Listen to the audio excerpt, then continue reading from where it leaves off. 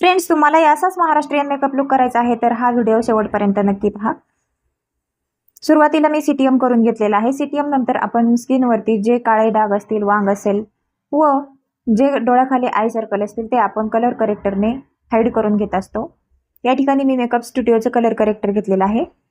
Colour correction नंतर आपण जे करतो ते म्हणजे फाउंडेशन किंवा तुम्ही कन्सिलरनेही ते न्यूट्रलाइज करून घेऊ शकता।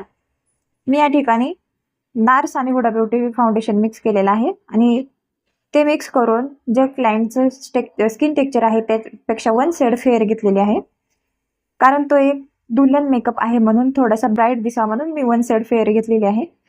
तुम्ही सेम स्किन टोननुसारही शेड यूज करू शकता की जेणेकरून आपला मेकअप हा पॅची वाटत नाही किंवा खूप काही थोपल्यासारखं मेकअपवरती वाटत नाही, एकदम natural and dewy makeup, flawless makeup दिसतो।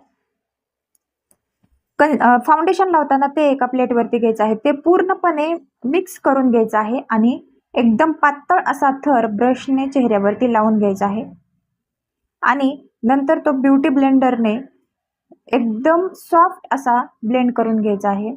ब्युटी ब्लेंडरचा प्रेशर हा एकदम सॉफ्ट पाहिजे, जास्त असा घासायचा नाहीये आणि आपण जो ब्युटी ब्लेंडर वापरतो तो डॅब ब्युटी ब्लेंडर पाहिजे।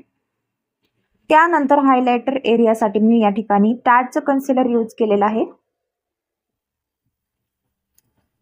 टार्टचं कन्सिलर लावतानाही आपल्याला ते पूर्णपणे असं प्लेटवरती मिक्स करून घ्यायचं आहे आणि त्यानंतर स्किनवरती अप्लाय करायचं आहे। कन्सिलर हेही आपल्याला डॅब ब्युटी ब्लेंडरने या ठिकाणी ब्लेंड करून घ्यायचं आहे। त्यानंतर आपण लावतो ते म्हणजे ब्लशर। ब्लशर लावताना आपल्याला व्यवस्थित हाताने लावून घ्यायचं आहे व त्यानंतर ड्राय ब्युटी ब्लेंडरने ते ब्लेंड करून घ्यायचं आहे। या ठिकाणी आपल्याला ओला ब्युटी ब्लेंडर घ्यायचा नाही, नाहीतर ते पॅच निघून येतात। ब्लशर हे आपल्याला ड्राय ब्युटी ब्लेंडरनेच ब्लेंड करायचं आहे। त्यानंतर आपण करणार आहोत तो म्हणजे आय मेकअप। आय मेकअपही मी आपल्या आउटफिटनुसार केलेला आहे। आय मेकअपमध्ये लायनर लावताना जर हुडेड आईज असतील तर एकदम नॉर्मल लायनर लावायचं आहे। लायनर नंतर या ठिकाणी मस्कारा अप्लाय केलेला आहे। मस्कारा अप्लाय करतानाही आपल्याला ती स्किन टाईट करून नंतरच मस्कारा अप्लाय करायचा आहे। त्यानंतर आयब्रो डिफायनिंग करून घेतलेला आहे।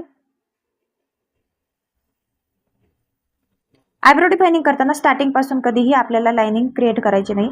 स्टार्टिंगला एक बोट सोडून त्यानंतर आपल्याला ते आयब्रो डिफायनर व्यवस्थित लावून घ्यायचं आहे। त्यानंतर आपण लिपस्टिक शेड या ठिकाणी व्यवस्थित अप्लाय करून घेणार आहोत। लिपस्टिक अप्लाय करण्या अगोदर आपल्याला लिप बाम लावणं हे खूप महत्त्वाचं असतं। लिप बाम हे आपल्याला मेकअपच्या सुरुवातीलाच लावून घ्यायचं आहे। त्यानंतर मी या ठिकाणी डालबाचा सेटिंग स्प्रे वापरलेला आहे आणि या ठिकाणी आपला फायनल लुक पूर्ण झालेला आहे। तर तुम्हाला हा मेकअप कसा वाटला हे कमेंट्समध्ये नक्की सांगा। आमचे व्हिडिओ आवडत असतील तर चॅनलला सबस्क्राईब करा। तर भेटू पुढच्या व्हिडिओमध्ये। Bye friends.